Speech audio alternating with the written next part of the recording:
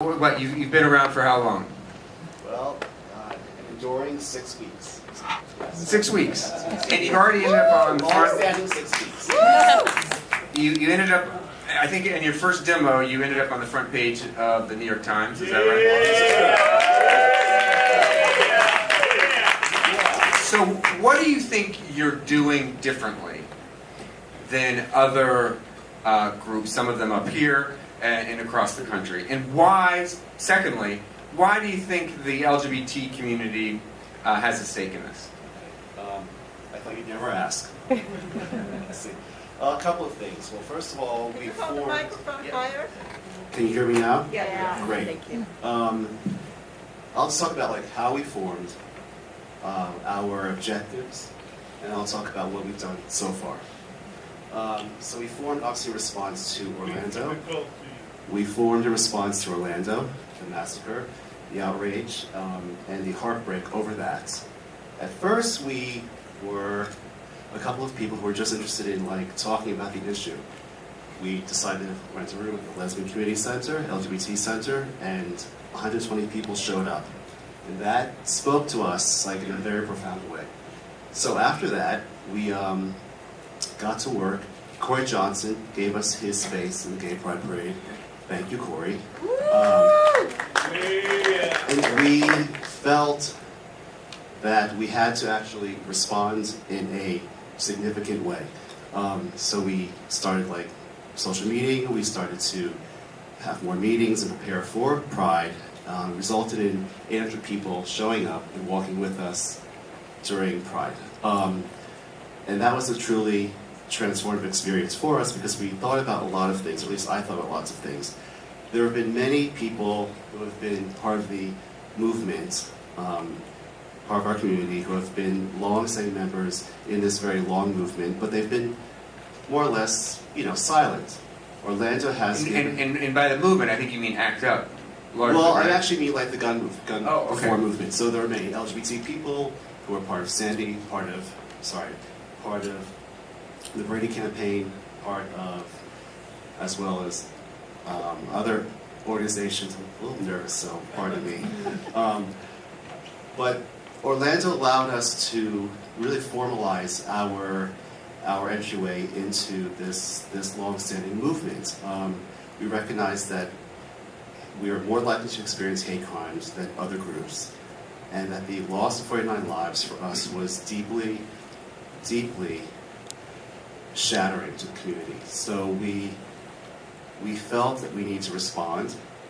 We have a long history of dealing with obstacles, most notably the AIDS crisis, prior to that, the gay liberation movement.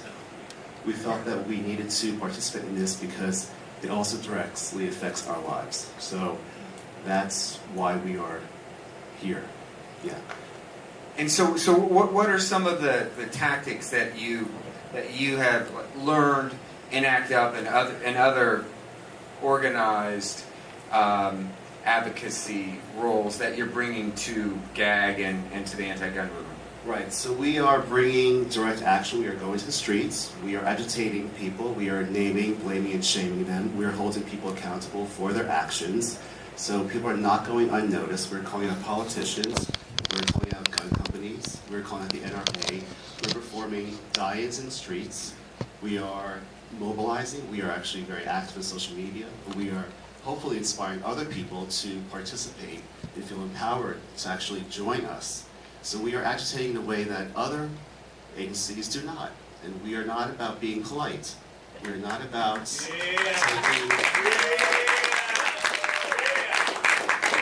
taking sort of a silent, permissive space. Because while that works for some people, and because you actually have to do that in certain settings, we get that, we are free to actually not do that. And we are not afraid to use that power. Great. Erica, how do you think that tactic will work? I mean, I noticed when Brian Kavanagh and I were both in Philadelphia, every town had an event with the Human Rights Campaign. So obviously, you guys see the potential for an alliance with the LGBT community. But what do you think about direct action? Is that something you think has the possibility to change the hearts and minds of legislators? Absolutely, and I think, one of the really profound changes in our movement is that it's rich and diverse and dynamic, and there's so many different entry points in, right? There are people who absolutely want to do die-ins, and I think it's fantastic that our movement has that part of it. But then there are people who, want to contribute $25 or make really big gifts, or they want to call on Congress, and that's something that we do. We have built the tools to bring together Americans across the country to contact their legislators if there happens to be a NRA-backed guns on campus bill in their state house. This is funny because we're a New York audience, and we, thank you to you, have some very strong laws, but I'm from Texas, and I need to call home and mobilize and activate my Texan friends and family, and I'm sure many of us come from different places, and what we do... I happen to be from West Virginia, where my father was a lifetime member of the NRA. I'm embarrassed to say it, but it's the reality in some parts of our country. We'll step forward. It was January 2013. It was about 30 days after Newtown. We already had a pre-existing caucus of New York legislators who were working on gun violence prevention already. It was bipartisan, incidentally. We do have some Republicans in New York who have stepped up. But the simple fact was, before that time, it had been a number of years since we had moved substantial legislation to strengthen our gun laws. So New York did not have, we had background checks at licensed federal dealers, which is true across America. We also had background checks already at the gun shows, which you saw in there. But we did not have background checks yet on private sales. So it was perfectly legal to meet somebody in a parking lot, open up your trunk, hand them a gun, take their cash, and walk away, no questions asked, in New York until 2.5 years ago. We passed the SAFE Act partly because the governor stepped up and said we were going to do something quick and we were going to do something strong, and we had already legislators. We got every member of the Democratic Conference of the Senate and 76 members of the Assembly to sign a letter within 7 days saying there were 76 by the way being a majority of the New York State Assembly, to say there were 9 things we needed to strengthen our laws. We got most of them. We got universal background checks, we got an assault weapon ban, we got a enforceable restriction on ammunition magazines. There's been a difference about whether that is 10 or 7 in New York, but before it was unlimited, so something like you saw the 100-round ammunition magazines. We had a pre-existing limit, but it's essentially unenforceable. We also got some mental health reporting requirements, and it was a huge step forward. It brings New York into basically the top 5 states that have very strong gun laws in the U.S. Having said that, is anyone ahead of us? California. California is solidly ahead of all of their states, and then there's a little competition among like Massachusetts and Maryland and New York and New Jersey, actually, even though the current governor there has vetoed a couple of strong provisions lately, but also has quite strong laws.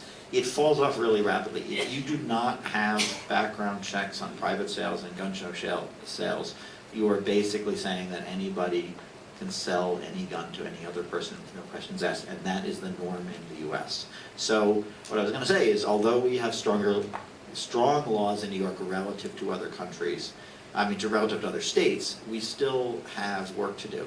It is still the case in New York, for example, if you go to, so you have to do a background check. You walk in, they check your identity against various records. And in some cases, there's no hit at all, meaning you're not on any list of, because you've committed certain crimes, or you've had certain mental health situations that cause you to be on a list where they can't sell you a gun. If you're on no list at all, there's no match, they can sell you the gun immediately. And you saw some talk about the waiting period during the film. If you're on one of those lists, definitively, they ban you from selling a gun. If it's unclear whether you were the person on that list, they have to wait 3 days. And after 3 days, if it's still unclear, you may well be the violent felon who is prohibited from selling guns, but the name isn't quite the same. The store is then permitted to sell you the gun. And that is true in federal law, and it is true in almost every state. So that's just one example, but we have a number of ways. We don't have a statewide safe storage law in New York that requires people to store their guns safely. So you end up with a lot of unnecessary death among kids that find guns, among suicides, and so we have a lot of work to do here in New York State. But having said that, really, compared to other places in the country, we've really come a long way. California to set up a gun violence research center. Why can't we do that in New York? We're Sunni? Tell Governor Cuomo Brian, why can't we do that in New York? The answer is we're working We on can it. do that. You will be hearing, the state budget comes out at the end of the calendar year, the beginning of the next year. My colleague, Matt Titone of Staten Island and some others have been working on that. And the goal, there's a couple of, I work here in New York State, and I also chair a 50-state coalition of legislators working around the country. There are legislators in a number of states who are working on this. Again, California's taking the lead, as they have in many areas. There's also a lot more private funding at Johns Hopkins and some other schools, partly because of through the good graces of our former mayor, Mike Bloomberg. But it is. Gives a hell of a convention speech. That guy can make a speech. But it's important that we continue to understand the problem, to understand what works, and a lot of us are working on making sure government at the state level steps up and steps in with the CDC. However, notwithstanding that, I mean, there are some very, very big, like what Leah said earlier, like there are too many guns that are too easy to get, and that results in much higher levels of gun violence than are necessary. So on the one hand, we want to study the fine points, we want to document that certain policies will work more effectively. On the other hand, we want to also step forward and restrict access to guns. Brad, And that's actually how I see it. you asked about Congress. Do you want to talk about Congress? Yes, well, I do. I just want to follow up with Brian on one point and ask his perspective from Albany. In the state Senate, where I serve, there have been 21 separate bills this session alone to weaken the SAFE Act. 21 bills to weaken the SAFE Act. I mean, Brian, under the current constitution of both the Assembly and the Senate, could we even pass any more gun legislation? Again, in January of 2013, at this very particular moment, the Senate, including some of our Republican colleagues, stepped up and did this. There has been very, very little willingness since then and it's the Senate. We're politicians. We wear partisan hats as well as working as in government. I mostly do this on a nonpartisan basis. I run these coalitions, but this is in the Senate. The Senate is controlled currently by some Republicans. It is very closely held, and there's an election in a few months. This leadership of this Senate has refused to move some very basic things since the beginning of 2013, and as Brad said, has moved some bills forward that would significantly weaken the laws. I mean, even very simple things, like if you are applying for a gun license, they can check basic records, certain mental health records, certain criminal records. If you're from out of state, and you come into New York and you're seeking a gun license, they can't get your records from out of state because there are privacy laws. So that we have a simple bill that says, in order to get a gun license in New York, you have to sign a waiver that will allow them to request the records from the state you're coming from. That is a bill. It passed unanimously in the Assembly, and I was told by a Republican senator that it's just too hot to touch in our House. And so this stuff is political, and it is. You saw a lot. It's not an accident. You saw a lot of Republicans on that screen. There are many Republican voters, a solid majority of Republican voters agree that we should tighten the gun laws. Many Republican politicians in their hearts and their minds agree that we should do something about this problem. But they are captive of a system where the primaries, they worry about primaries where the most radical, most conservative voters are going to step up and put another Republican who's more conservative than them in the seat. And they worry about the massive influence of that gun industry, which has taken over the NRA, which used to be kind of like Senator Hoylman's father's NRA that he became a life member of was not the NRA of today. In the mid-90s, it became very much of it. Yeah, you've never met my father. No, well, I haven't met my father. The NRA did dramatically change into an organization that is primarily focused on the needs of the industry. It started funneling enormous amounts of industry money. In the mid-90s, the NRA favored background checks. At this point, they favor nothing that reduces their market power. That's a good segue to the theme of the film, which is The revolt money. in Cincinnati. money, and Erica, do you guys analyze how much money the NRA is pumping into congressional races, or are you focused on corporate America being the handmaiden in some instances of the gun lobby? For sure. I mean, they're the bad guy, and you actually, I don't know if you know that you stated the name of one of our research reports, if you're interested in it, is called Not Your Grandfather's NRA, that, you know, tells a story that many of us know about the shift that happened. You guys don't support divestment from gun manufacturers, and that to me is a really useful. We have different approaches, you know, and as I said before, I think it takes all. And we are very careful to be open to all kinds of Americans. Right now we currently have something known as the Name, Blame, Shame campaign, where we are looking at the chain of death, which basically is made up of gun manufacturers, 6 Hours, Smith & Wesson, etc., the NRA, and politicians. And investors. So thank you, Tim. Well, so, and that's a good, Yeah, it's Investors, true. private equity. So we are looking Private at equity. We are looking at Blackstone. Those are all good We are points. currently looking Let him at- speak. Let him speak. We are.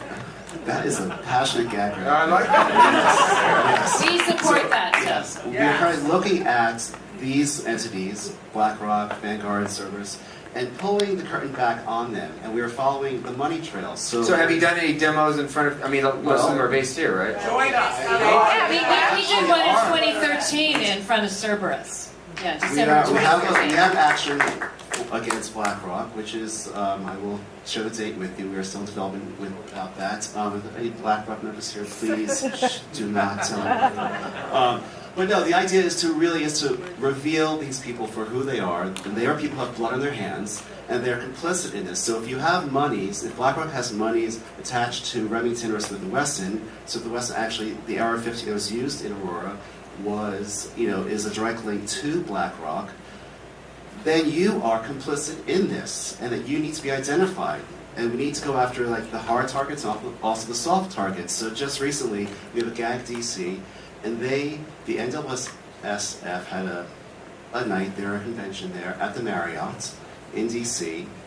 GAG DC paid a visit to the Marriott, and they let the Marriott know that they were not actually happy about them hosting the NSSF there. And so if they That's the wanted National to... Shooting Sports Foundation, which Oh. is the trade industry for the gun industry. And equally, they also give as much money as the NRA does to, they are also lobbyists, much like the Gun Owners of America. So there are a lot of people out there. The NRA actually is a shiny bulb on the window, or our gaze is attached to the NRA, as it should be, but there are other lobbyists out there who also are worthy of our attention and need to be called out. So, The NRA has a Tea Party problem, and you just cited the Tea Party, GOA.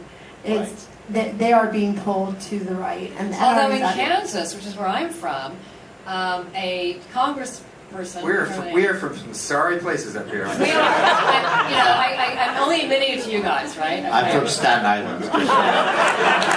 But At least it's New York City. right of That's all I gotta center, say. the right of center candidate, the primary, defeated the Tea Party guy in Kansas. So it can happen. So there's starting to be a swing, a shift away from these extremists because crazy. So, John, are you also looking at, in addition to the investors, what about the corporations? I went to a GAG meeting, sat very quietly in the back, but it was great. It was full of energy and excitement.